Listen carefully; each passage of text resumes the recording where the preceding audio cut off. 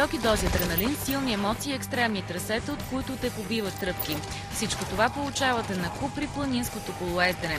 Всъщност това е още един начин да разнообразите лятото, особено ако сте далеч от морето и близо до Боровец. В момента се намираме при хотел Рила. Единственото нещо, което трябва да направим, е да проходим около 50 метра и да стигнем до Ситняково експрес, до начална станция. Покажи ни на картата къде сме в момента и коя е нашата отправна точка. Рила, ето тук започва Ситняково експрес. Заради различните нива на трудност, трасетата са обозначени с различен цвят. С екип професионалисти се насочваме към най-екстремното – оранжево, наричано даунхил. Тръгваме към байк парка, ще видим как ще се справя аз и какво могат да ни покажат момчетата, които професионално се занимават с байк. Изходната ни точка е лифта на Ситняково експрес, единственият в България пригоден за качване на велосипеди.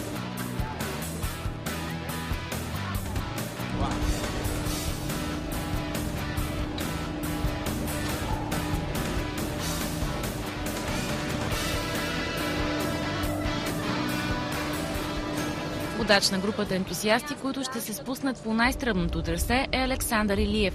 Вече 10 години голямата му страст са велосипедите и най-вече екстремните преживявания. Участва активно в изграждането на парка, за който казва, че е добре обезопасен.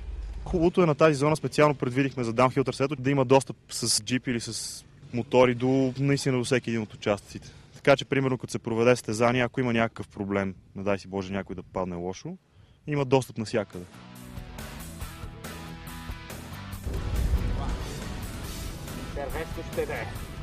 Сега сами ще се убедите колко е интересно на там. Висок ли ще бъде адреналина? Аз съм свикнал. За мен не е особено висок. Добре, успех!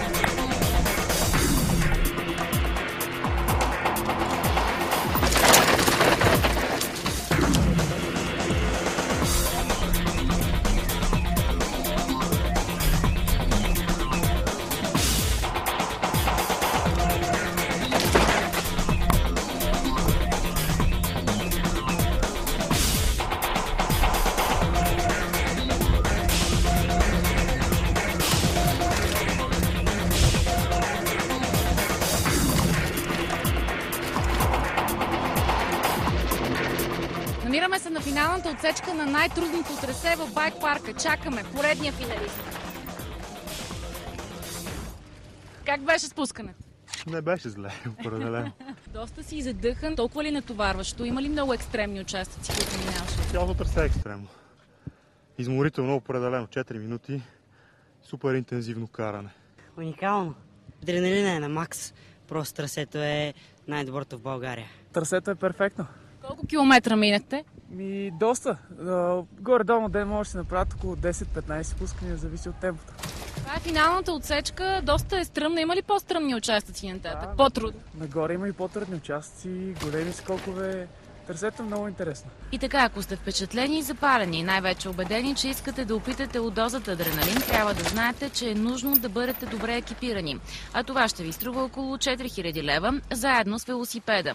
Но от мерки за сигурност не трябва да се пести, съветват професионалните байкари. Трябва да внимава, да си знаят възможности, никога не трябва да си прескачаш възможности, защото точно тогава стават паданията и травмите. За по-неопитните или за позабравилите да карат велосипед, трасетата с висока трудност определено не са препоръчителни.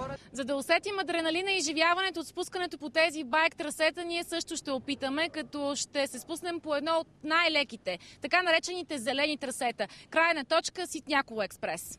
Финалът беше успешен и най-вече безавариен, а емоциите и вълненията неописуеми.